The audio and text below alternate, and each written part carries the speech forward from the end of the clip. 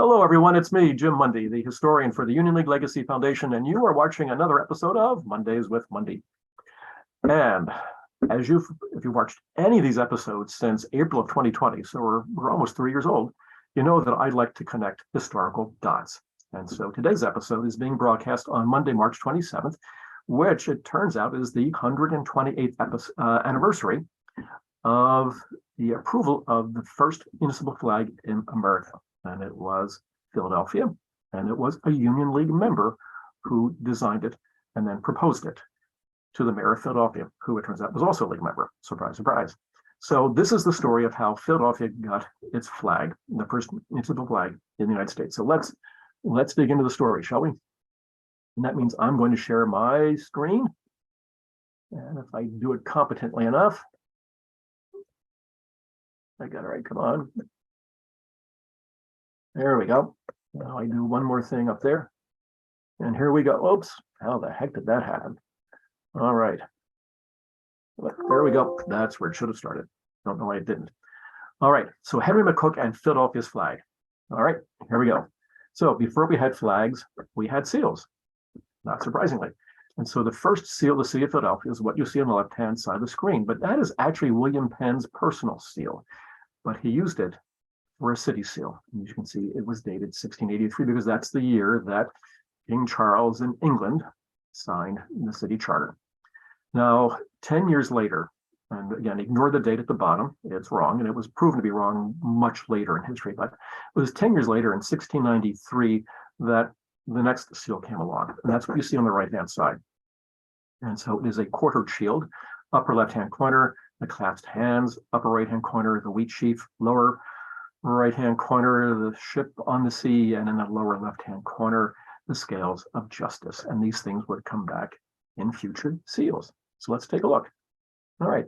So from 1693, we go to 1789. But there is unfortunately no image of that 1789 seal. So instead, we have this absolutely beautiful painting done by Thomas Sully in 1821 of the city's coat of arms. And here we go. So we have the center shield again, and it is divided across the middle by a fess, F-E-S-S, that's the terminology. Above it, we have the plow. Below it, the ship under full rigging. And then above it, we have the arm holding the scales of justice. And the shield is flanked by two female figures that are known as supporters. So on the left-hand side, the female figure is actually holding the first official map of Philadelphia, designed by William Penn's civic engineer, Thomas Holme.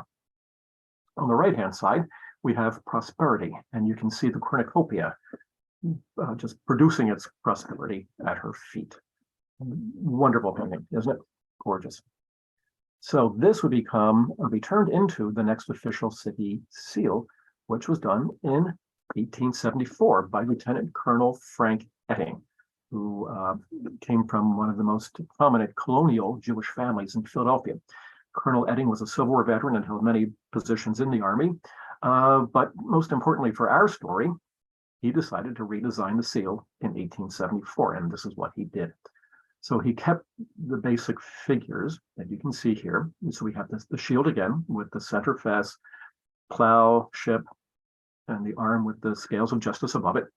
We have the supporters, but there is a difference here because the left-hand supporter is now holding a scroll with an anchor on it. And an anchor in Victorian times, as it is today, was a symbol of hope. So there's that.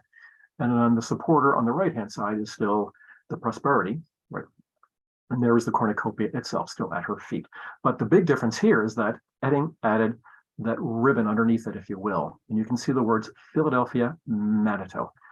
And they mean Philadelphia, Greek, city of brotherly love, as we know, right? Manitou, to continue. So we have a combination of Latin and Greek, and together they combine to mean brotherly love continues, or to continue brotherly love. All right.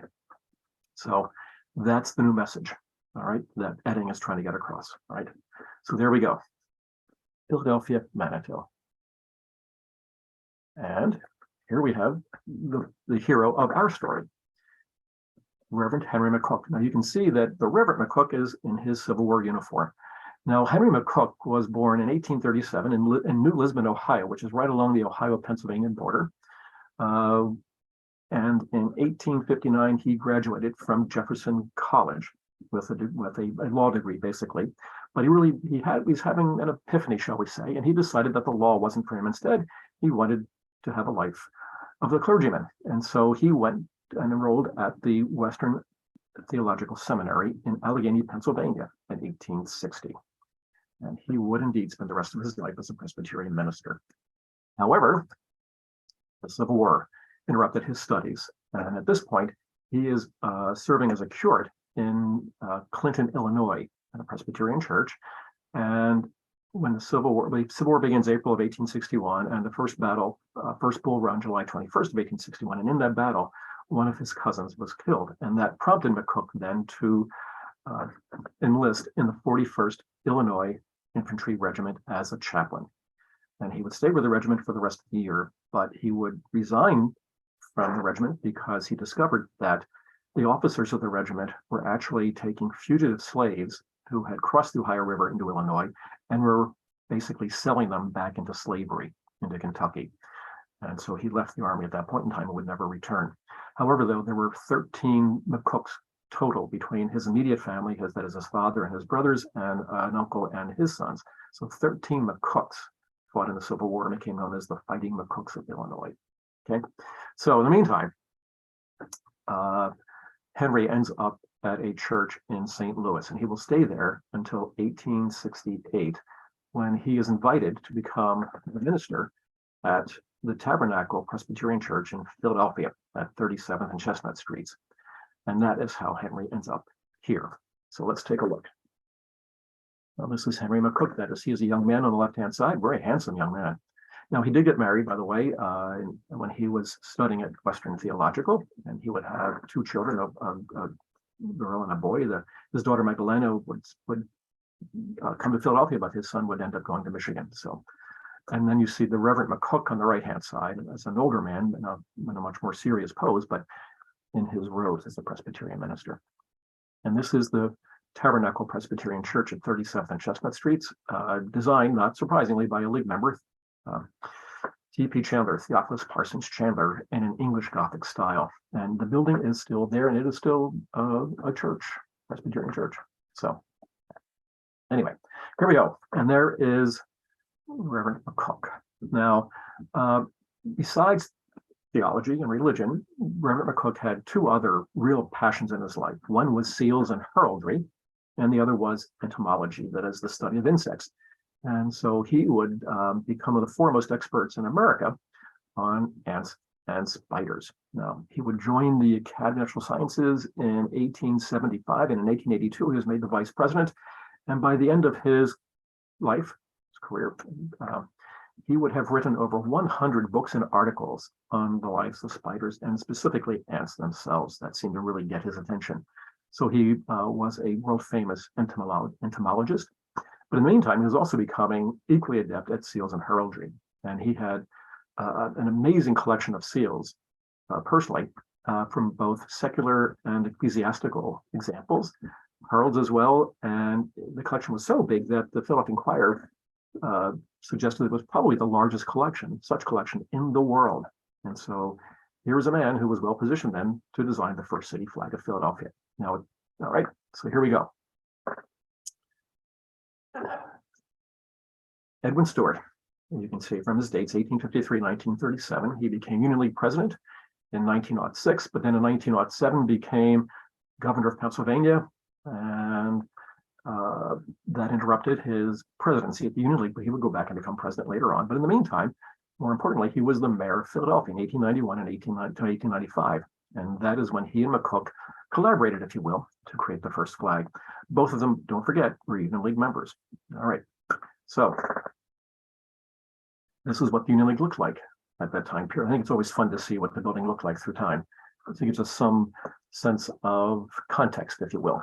So that's the Union League. And that on the left-hand side, of course, is Moravian Street and Sansom to the right. Okay, okay. And then, so October 1894, Reverend McCook writes a letter to Mayor Stewart. And I could tell you what he said, but I think in this case, and this is the first time in the almost 3 years I've been doing this, that I've actually put quotes on the screen. I think it's better. I think you'll remember it better, and I think it'll mean more if you read it yourself. So let's read it together, shall we? So obviously quoting. So this is in the middle of the letter. So greatly gratified, showing the interest shown last spring in the revival of the ancient colors of Philadelphia, which are blue and gold.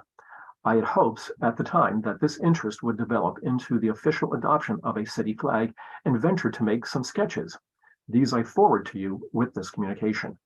Now, luckily for us, this letter is actually in the city archives, and that's why we have it here. Regretfully, though, the sketches disappeared. But let's continue on.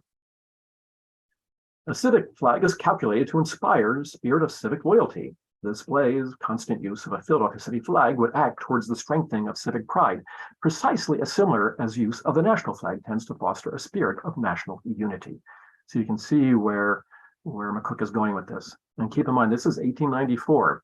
Philadelphia is probably at the peak of its influence in the country, politically, economically, socially, you name it. I mean, this is a city that is at this point known as the workshop of the world. Here we go. Prompted by this communicating simply by my desire to do my duty as citizen and to contribute as much as in me lies to deepen the hearts of my fellow citizens, pride and love for a city which for a quarter of a century has been my adopted home. So now you can see his motivation. McCook loves Philadelphia. It is his home, and actually it will remain his home until he dies. And this is his way of, if you will, giving back to his city.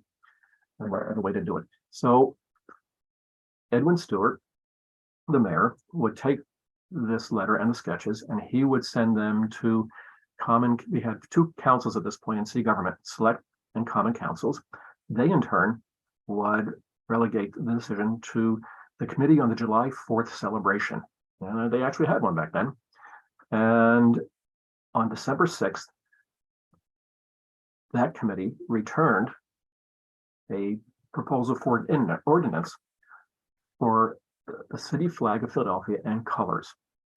And the councils would then debate it. They debated it 3 times. And then at the end of that period, on March 27th of 1895, Edwin Stewart signed the ordinance into law. And that was how Philadelphia got its first flag. And that's how the country got its first municipal flag. Pretty good stuff, if you ask me. So, and there we have it. So once again, we have a Unity member at the middle and in the center of Philadelphia history. And that, of course, makes me happy. I hope it makes you happy, too. So this is the flag that McCook designed. As you can see, there is basically Colonel Edding's seal in the middle of the flag itself. And again, Philadelphia Manitou. Let brotherly love continue, right? Okay. And we can interpret this many ways. A lot of people think that the colors were chosen because they were the colors of the Swedish flag, but the Swedish flag at this point was fairly, irrelevant to Philadelphia history because the Swedes were there in the earlier part of the 17th century. But, we'll never really know. There was no documentation, at least that I could find, that says that's why these colors are in the flag. But nonetheless, so let's take the center gold. It's golden, actually. That is the color that was chosen by McCook. And perhaps that represents the city lying between these two stripes of azure blue, all right, representing perhaps the two rivers, right? The Schuylkill and the Delaware. All right. And that is a flag that we still have to this day. All right. Okay. Now, as I mentioned, McCook died in Philadelphia in 1911, and he's still in Philadelphia. This is his permanent residence. So this is his grave, and it is monumental at the Woodland Cemetery in West Philadelphia, less than a mile away from the church where he spent his life from 1868 until 1911. So it's appropriate that he is buried in West Philadelphia. Now, how much influence did McCook have? Do people still have pride in the Philadelphia flag? Did Cook actually did that right? I think he did.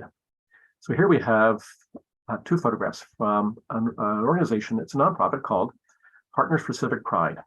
And the lady you see on the left-hand side, Brenda Exxon, helped create it a little over 10 years ago. And like McCook, Brenda is not a Philadelphian by birth. She was from Nebraska, and she's a retired school teacher. But she somehow caught McCook's fervent fever about this Philadelphia flag and the pride that it could produce in our great city. And so she has been promoting the Philadelphia flag for over 10 years now. And I've seen her in that dress. She made it herself. It is magnificent. It is something to be seen. You cannot believe it. And I love the way she has two different colored shoes, right, to represent the colors in the flag itself. And of course, and Brenda goes to sporting events, municipal events, concerts, anywhere that she can promote her love of the Philadelphia flag and the city itself. And here we have a school where even the kids are learning to appreciate the value of the city flag itself. So that's Partners for Civic Pride, who have really kept McCook's vision alive for all these years. So thank you for watching. I hope you've enjoyed this episode. This one was one of my more favorite ones, I think, because it's such a neat story. And Philadelphia has a great flag, and Philadelphia is a great city. So we'll be back in 2 weeks with another episode of Mondays with Monday. In the meantime, I hope everyone stays well, take care, and we'll see you then. Bye now.